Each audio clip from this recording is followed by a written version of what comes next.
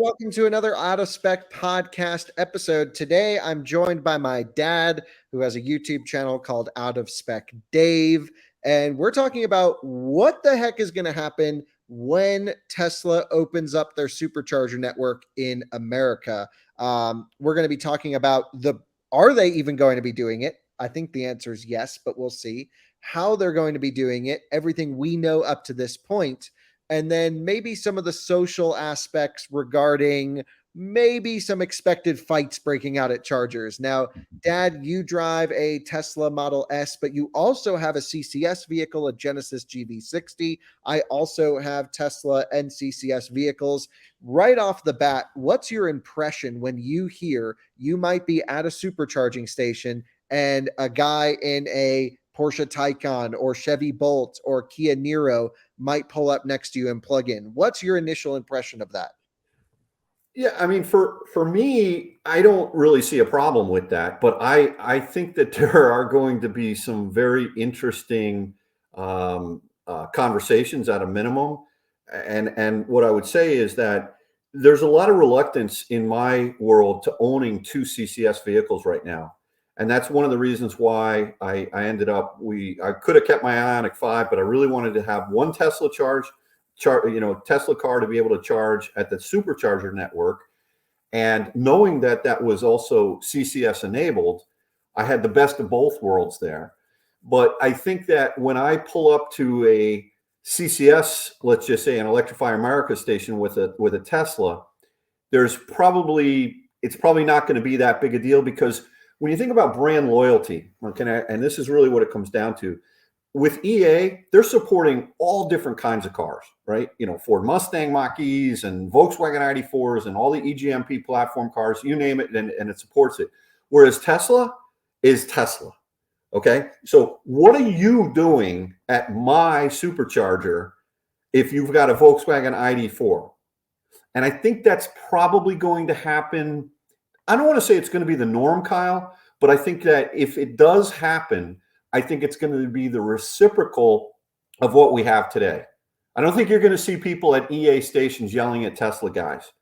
Do I think you're going to see, Tesla guys yelling at Kia EV, Kia Niro or Hyundai Kona users? Yeah. And I think it could get ugly. Now, having said that, the fact that the Tesla supercharger network may actually open up to CCS cars, that makes me much more willing to pay to have two CCS cars as a consumer, which I think is only going to accelerate the growth of CCS.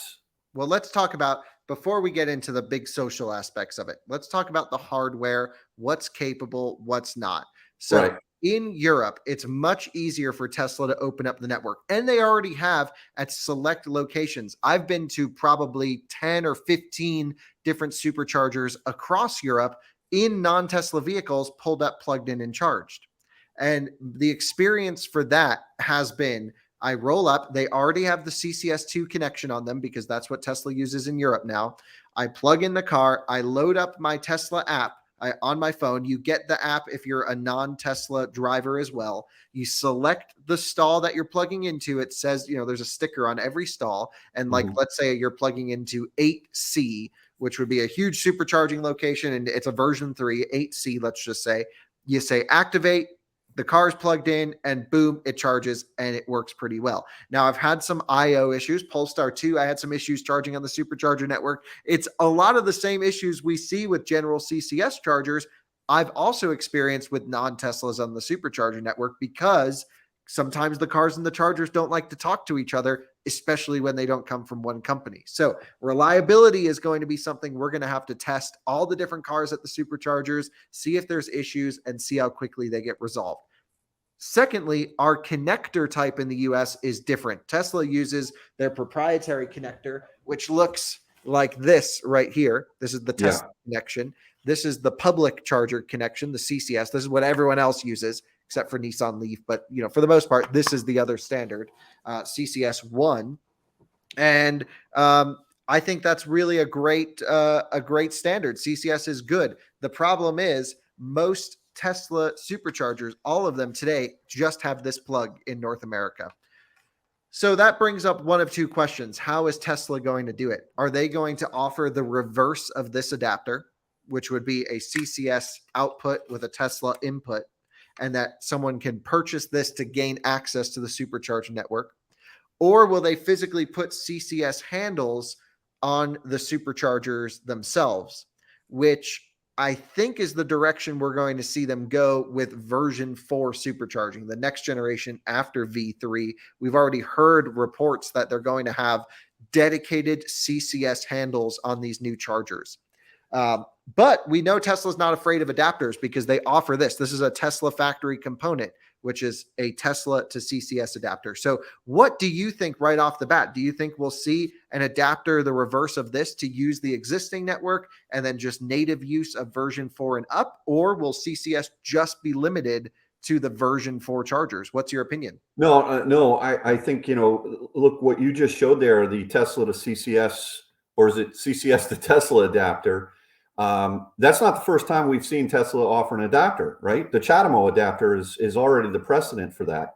So I would be shocked if Tesla did not offer some kind of way to retrofit versions 3s or 2s. And it wouldn't surprise me if on the V4s, they would also offer a dedicated, let's just say, a CCS cable. And in addition to that, also the regular Tesla proprietary, what do you call interface? Well, that would be like what they did in Europe when they went from version 2 superchargers. For example, a lot of them were retrofitted from just type 2 AC port, which actually did DC. It was a weird adaptation Tesla did, to then also offering the full CCS, because all Model S and X in Europe use a different port than 3 and Y still today. Right. And so some superchargers have 2 handles for that reason. And then you have an adapter if you wanted to use something different. I could see something like that happening, but it's a bit messy. Well, so I'm trying to think about this from an economic and a business case standpoint. Think about your Tesla. You and I are running Tesla right now. There are tons and tons of more cars on the road that can't come to our charging stations and charge. Here on Long Island, I'm out here visiting a friend right now. They're getting 54 cents a kilowatt for charges out here from like noon till 9 p.m. And if you're smart, you can actually buy down the rate. And if you have one of those adapters you just showed, I could avoid going to Tesla in a CC or in a Tesla and go to an EA station and pay 31 cents a kilowatt.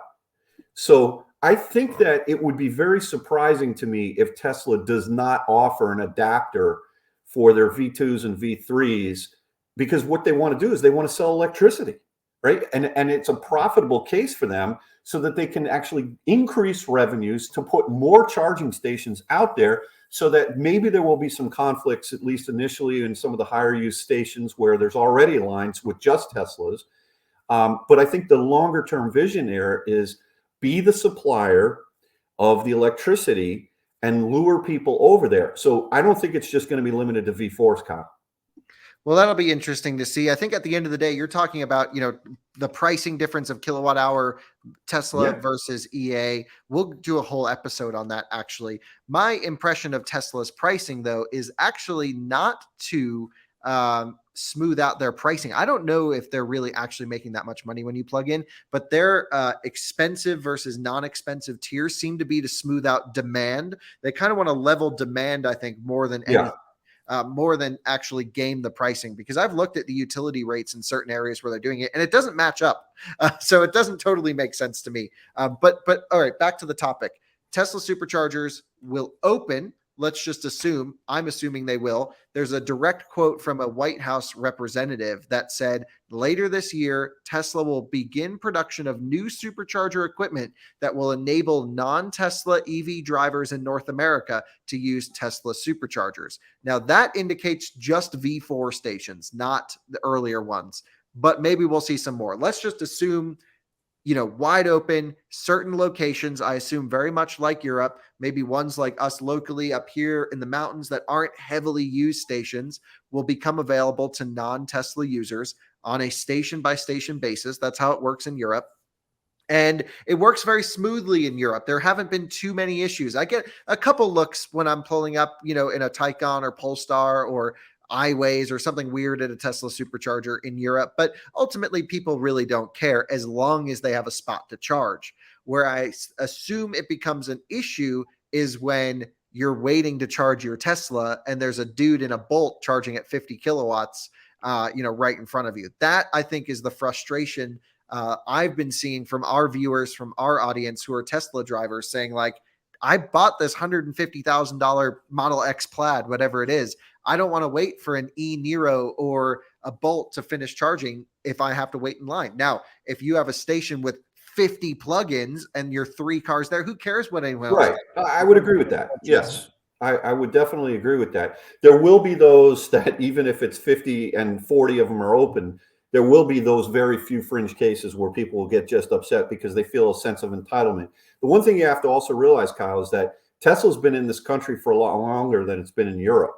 All right. So some of the older, Tesla original Model S guys from 2012, 2013, or what have you, that have been doing this now for, almost 10 years, they may be creatures of habit that are not going to be willing to change. We'll see. But I think that, back to the original topic, like we were talking about, I think it's a very healthy thing that there's cross-pollination happening across the public network and Tesla network. How that all plays out, there will be frictional challenges, I'm sure. But I think the long term, this is going to be a very good and much needed thing for the industry. I will tell you that there are 2 reasons why let's say my desire to get a Lucid, it's their software, the stability, and it's the charging.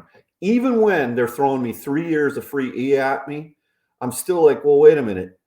I can right now with my Model S, I can charge at any Tesla Supercharger or any EA or any EV Go with that adapter. I don't even think about it. I mean, do you think about when you're going to go to a mobile gas station or Shell gas station or an Exxon you don't think about it. You just pull in. And that's the same thing I have right now. So if every car had that same mentality and they could go to any charging station because it's just this adapter or that adapter, and then you get into the fine tuning of the pricing of it and maybe, playing the economic game there. I think that's a healthy place for us to go as a country right now. Well, it's exactly what's happening in Europe. Everyone is CCS2 in Europe, except for some Chatamo cars driving around. But for the most part, Teslas use CCS stations. Non-Teslas tend to not use superchargers very often because of the pricing being so expensive. And I think we've actually, like we mentioned, seen that trend in the US as well, where Teslas are using these to get cheaper charging depending on the time of day. But when we talk about charging power, there's one last topic I wanted to bring up, which we're not sure of the full spec of version 4 supercharging. I assume it goes up to 1,000 volts, but version 3 and below technically are 600 volt capped, or maybe even below. It might be 500 volt. This adapter, for example, is a 500 volt cap on it. And that is interesting because if you roll up in a Lucid, in an Ioniq, in a Taycan, you're going to be getting significantly slower charging on Tesla than you would using your native EA or EVgo CCS chargers that are built for it. It's also a reason to maybe option up some of the bigger boosters, like Taycan as an option to go from 50 to 150 kilowatt onboard booster from 400 to 800 volt. That's now becoming like, just order that in your car in case Tesla opens up. We're not totally sure what it'll all play out yet. So I'm curious to see what your comments are down below. But ultimately, this top conversation came up from a lot of people asking us to figure out how this is all going to work. We don't know, but we do know it's going to be Jerry Springer show at some charging stations. It's already that way with just Teslas. They're going to have to be really selective, opening up the network slowly, in my opinion, making sure there's tons of available spots. So there's no, like you said, there's no issues with Teslas waiting on other cars to charge, but also they shouldn't have stations coming on and turning off. If you're going to open up a station to the public, that one, in my opinion, has to stay open because people will then start to rely on it. You can't say between 8 p.m. and 8 a.m., anyone's welcome here, but from 8 a.m. to 8 p.m., only Teslas. Well, you can control demand with pricing, right? So, yep. Yeah, you control it with pricing. And I will tell you, I'm willing to pay more for higher speed. Well, you're not going to get that on superchargers with any of your cars. You'll get faster speeds at EA for the most part, and it'll be less cost. So be interesting to see how this all plays out. But thank you for tuning in to another Out of Spec podcast. Let us know what you think about Tesla Superchargers opening up. If there's more conversation to be had here, we'll certainly do those episodes as they come out. But for now, it's going to be a little bit of the Wild West here in America as we start to, I would say, catch up to Europe in terms of charging practices with full wide open networks, bi-directional. Do you have anything you want to say? Oh, I thought I wasn't sure. Yeah. No, listen, Kyle, I think it's going to be very interesting. I think this is a step in the right direction. Like I said, we're going to have perhaps some speed bumps on the way to the vision state, but I'm looking forward to it, and I'm excited about the cross-pollination. I welcome it. Let's bring it on and see what happens. And everybody, just be friendly. Be friendly at the places, wherever it is, right? Or don't be, but just record it. There you go. All right, anyway. So you're for it.